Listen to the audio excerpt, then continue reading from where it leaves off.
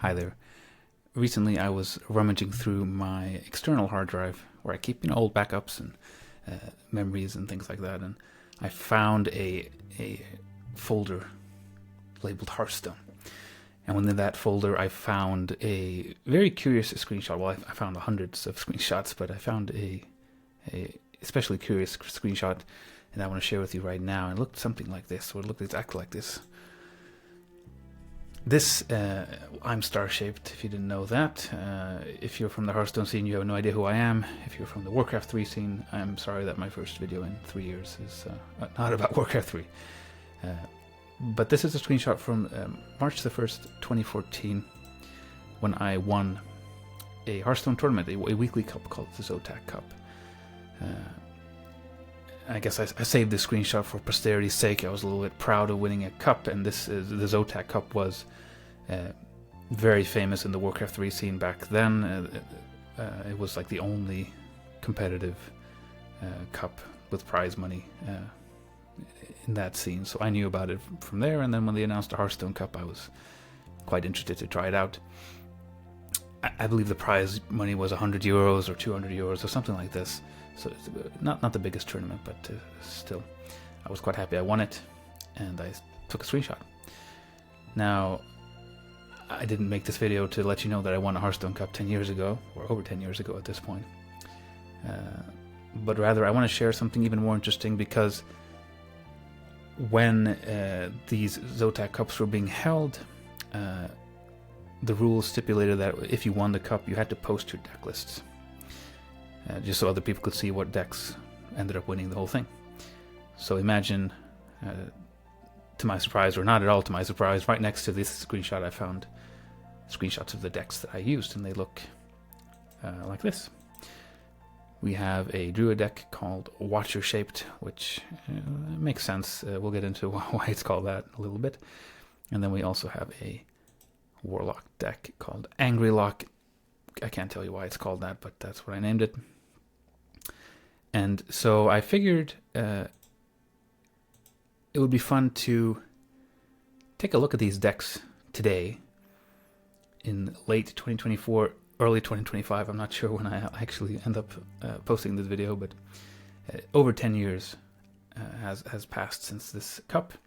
And it'd be fun to just recreate them in the client and take a look at them and talk a little bit about Hearthstone back then, as far as I remembered, and the decks in specific. As far as my own experience with Hearthstone, I was incredibly obsessed with the game. When I first heard about it, I was very not interested, because I came from the real-time strategy background. I played Warcraft 3, and it seemed like a silly card game that didn't really take Warcraft seriously. But I had an old friend from high school who kind of got me to try the game, and then I hated it, but then very quickly I loved it, and I kept playing. And I had a very, very intense but brief time playing Hearthstone, and I wanted to get into the competitive aspect of it, hence why I tried to play some cups, among them this Zotac Cup that I ended up winning. And I didn't really play much longer than this, actually. I quit playing competitively before the first expansion. I played casually for a couple of years, I think maybe 2 years. But as far as a competitive outlet, I walked away from it. Now, we'll get into that maybe a little bit if there's time, why I did that. But as far as the time frame goes, this is again March the 1st, 2014, which means the game is still in open beta. We have only the classic cards to work with. No Naxxramas, no Goblins versus Gnomes yet. Just the classic cards. So that probably makes it even more interesting to see what kind of decks we had. So let's get into it. Let's look at the actual decks themselves.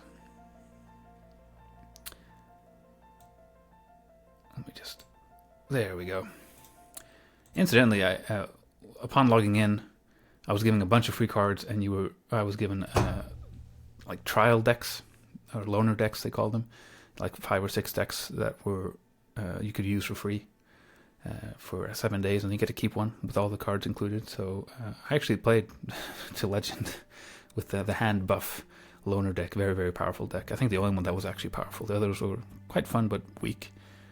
So if you're getting back into Hearthstone and haven't played in a long time, you'll probably end up getting these loner decks. I recommend the hand buff Paladin, very, very powerful. But that's not why we're here. We're here to look at these cup decks. Let's start with the Warlock one. It's on top here, and Warlock was also the deck that I played first. I remember in all of my games, and as I say that, I should probably explain the rules a little bit. So basically, it was best of one for, I think, until the top 16. It's like a 512 player tournament, so it was best of one for a lot of rounds, which made sense in a real-time strategy cup, which is where this cup came from. But in a card game, it doesn't make a lot of sense. I think they changed it quite quickly after this cup, and at some point they made it best of 3 all the way until the grand finals, which was best of 5. But here it was best of 1 until top 16, I believe, and then best of 3 until the finals, which was best of 5. And you didn't have to give away your decks in advance. You didn't have to tell your opponent what you were playing. You just both picked a deck that you wanted to, and played the first game. And then the winner had to stick with the same deck, and the loser had to pick a different class. They couldn't play the same class again. And so that's why, even though the grand finals was best of 5, you noticed I only had 2 decks, because I guess I never needed a third one. So it's lost to time, whatever it would have been that I would have selected as my third deck. So those were the rules, and so I always went with the Warlock deck as my first deck, especially in the best of 1 rounds. It just felt like the most solid, all-round, powerful deck in the game at the time. Now, some of the values of these cards have changed in the client, but we have the screenshots, and I have a bit of memory of what they used to read. So we can go through them a little bit. This is an aggressive Warlock deck, meant to just puke out all your minions as fast as possible and kill your opponent, pretty much. Utilizing live tap, one of the by far the best hero power in the game, as far as I'm concerned. And it has some interesting elements here. Let's start at the top end here. We actually have Argent Commanders. Doomguard, I think, if you've played Hearthstone at all back in the day, you know about this card. It was in every aggressive Warlock deck. But at the time, people weren't really playing Doomguard. People were sleeping on this. I think discarding 2 cards seemed like a heavy cost to pay, so people were just kind of playing Argent Commanders as the top end. I decided to run both, which, I mean, looking back at this, I would just cut these instantly. But yeah, this was quite common, I believe, to either run just Argents, or maybe start running just the Doomguards, or run both. I think this wasn't crazy back then. We've got the Defender of Argus, which is a 3/3 in the client, but I'm pretty sure they nerfed it at some point to 2/3 because it was too powerful. But I guess they reverted the nerf at some point. I got the Chillwind Yeti, which was in every deck. Defender of Argus was in every deck as well. Shattered Sun Cleric to buff your minions. Harvest Golem also was like in every deck. And that's one of the running themes we'll see here, talking about these old decks, that there are a lot of cards that were just in every deck. I mean, there weren't a whole lot of cards to choose from. Knife Juggler, another one of those decks, cards that was in pretty much every deck. And one of the most frustrating elements for me, the randomness of this ability. You couldn't really know where that 1 damage was going to go. Direwolf Alpha to buff minions next to it, +1 attack, powerful when you puke out a bunch of minions early on. Young Priestess gives +1 health at the end of your turn to a friendly minion. It's a 2/1 for 1. The classic Voidwalker. Soulfire, which back then was 0 mana. At some point, I guess they buffed it, or nerfed it rather, to 1 mana. 0 mana deal 4 was, I mean, one of the best cards in the game. Incredibly broken. Discarding a card, of course, but who cares? You're dealing 4 damage for no mana. Power Overwhelming, interesting card. A great way to just finish the game. You buff something up to 4/4 and go for lethal, or, your opponent innovated out a Yeti. You just had an Argent Squire on turn 1. Oh, well, you give it Power Overwhelming and you can kill the Yeti and keep going. Very flexible in that sense. Mortal Coil, I'm not really sure why this is an aggressive deck. I guess, I mean, a lot of people were playing aggressive decks back then, and there were a lot of 1-drops with 1 health, so this had a lot of targets. That's supposed to make sense. Flame Imp, one of the best 1-drops in the game. Blood Imp, a curious addition. I think I was being a bit of a hipster here, because this used to be the most broken card in the game. It had a static effect of giving all other minions +1 health. Then they nerfed it to becoming basically a young priestess, as far as the card text goes. It gives you something +1 health at the end of your turn. So nobody was playing this card. I think I just wanted to be a bit cool and run this card that nobody was going to run anymore. Perhaps instead of 2 young priestesses, I threw in 1 blood imp. Looking back, I think the thing that I'm missing a lot here is the Argent. What's it called? Abusive Sergeant. A 2/1. Oh, okay. This one. Oh, it used to be a 2/1. I guess they nerfed it to 1/1. But to give a minion +2 attack, I think if I would go back in time, I would remove the Young Priestess and the Blood Imp and put in 2 of these. And it'd be a pretty stock aggro list, to be honest. But yeah, this list was very, very powerful and very common. I mean, if we're talking about the meta back then, a lot of aggressive Warlock decks, a lot of Face Hunters all over the place. Which kind of can lead us into the second deck, which is a Druid deck. And it's missing 2 cards, curiously enough. And if you would have asked me, hey, remember that Druid deck you played 10 years ago? What was it? I would have said, oh, it was just a mid-range Druid deck. But it's not. It's this abomination of a deck with Ancient Watchers in it.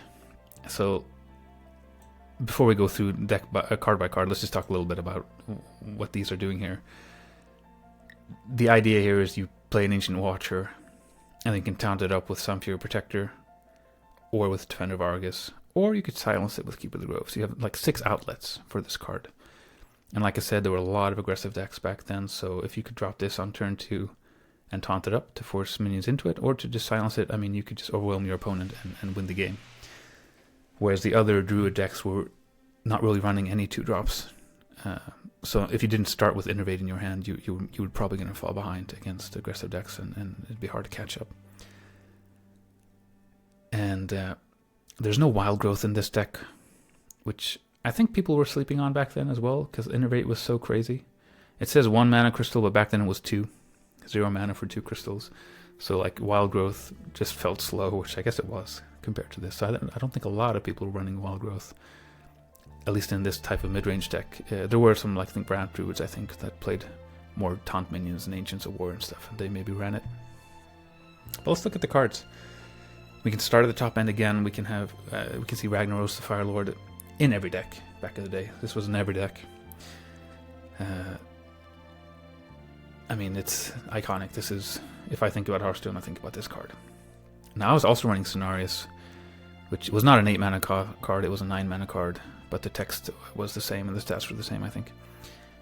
And I think a lot of people were cutting Ragnaros in favor of Cenarius because they wanted to avoid Big Game Hunter, because if you didn't play Rag in this deck, there's not a single minion with 7 attack. So there's no target for Big Game Hunter, which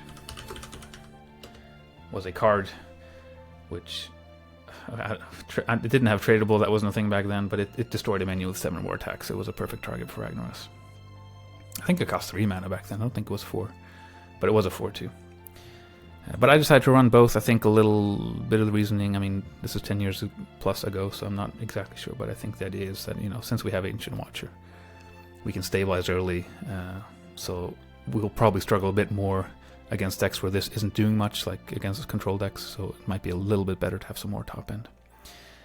And Cenarius was a powerful card. And again, it dodged Big Game Hunter, which was a big deal. Ancient Lore was not a 7/7, it didn't restore 7 health, it was a 5/5 that restored 5 health, but otherwise the stats are the same, or the cost is the same. It wasn't every Druid deck.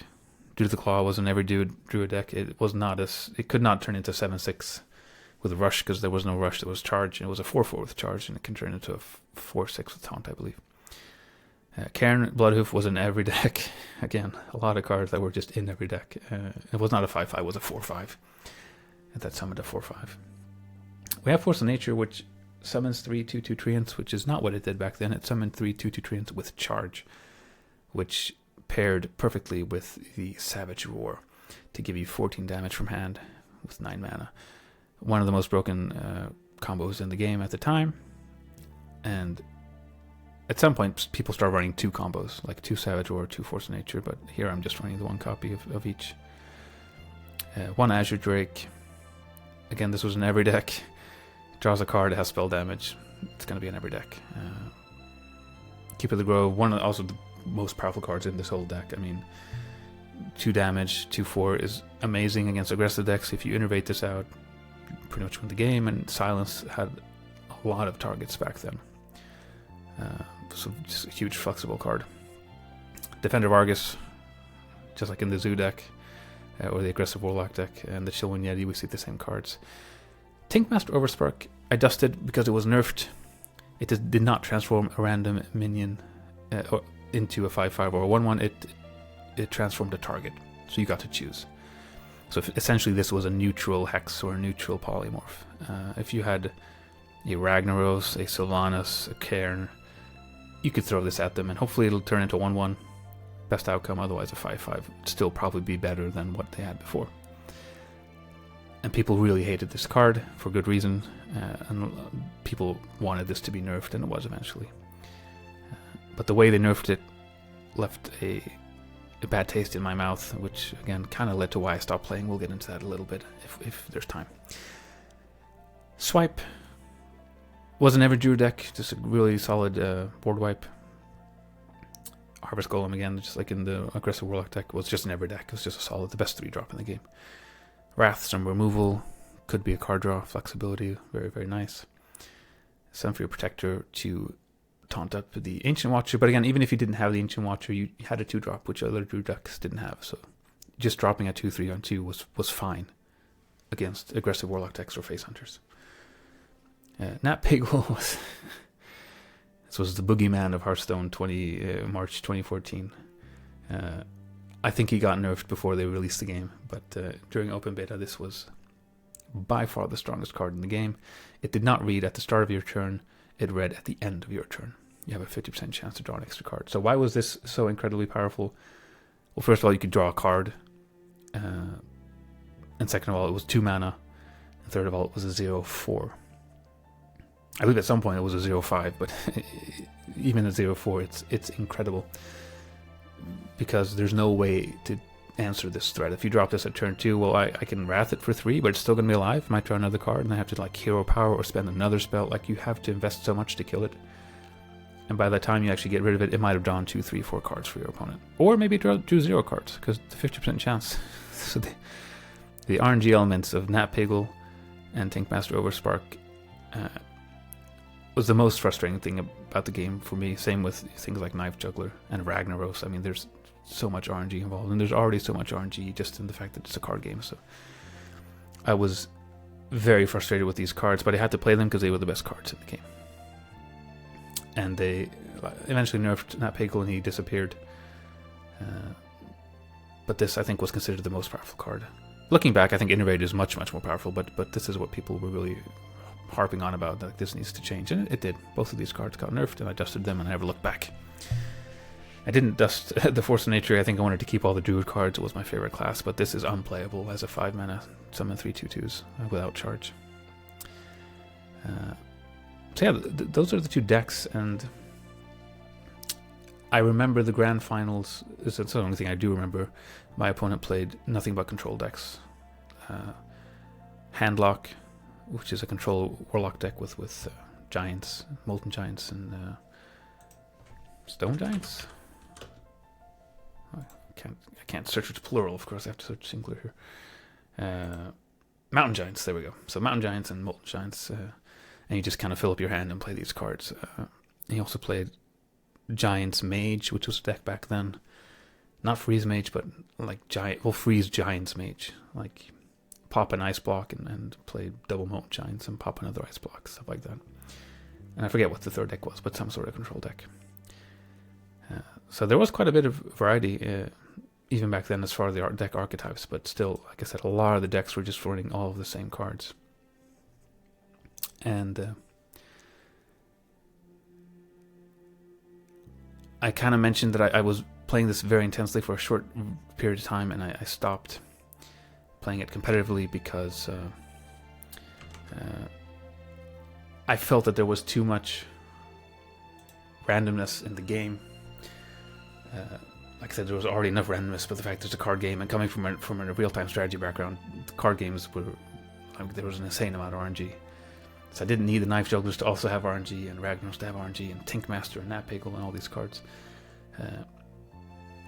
And I think there was like a lot of people calling for them to tone down the RNG from the competitive aspect of things, and I was kind of naively assuming that they didn't realize what they were doing, like they made all this RNG by mistake and they were going to fix it. Like, of course they're going to change this stuff. It's crazy. But again, when they nerfed Tinkmaster Overspark to make his target random, that was kind of the writing on the wall for me. And then they, when they released Goblins versus Gnomes, I mean, there was a ton of extra RNG added. They had the Piloted Shredder, which was in every deck, and it summoned a random 2-cost minion when it died. You had the spare parts mechanic, which was also just random. Dr. Boom with Boombots, random. I think Implosion was in that set as well, completely random. Like, I just drew the line and said, okay, they're leaning into the randomness. I'm not going to pursue this any further as far as a competitive outlet, but it was a fun game as far as casually playing it went, and I did enjoy it for until like Medivh's Tower or something like this, and then they were going to release a 1920s gangster set, and I didn't care for the flavor, and I kind of just gave up. But yeah, I recently caught the World Championship on Twitch a little bit, and that's kind of why I got rummaging into the old hard drive and got thinking about Hearthstone all those years ago. So I just thought it'd be fun to share these two decks that I found that were able to win a cup back in March of 2014. So I hope you guys enjoyed this weird little video that I made. And I'll see you guys next time. Goodbye.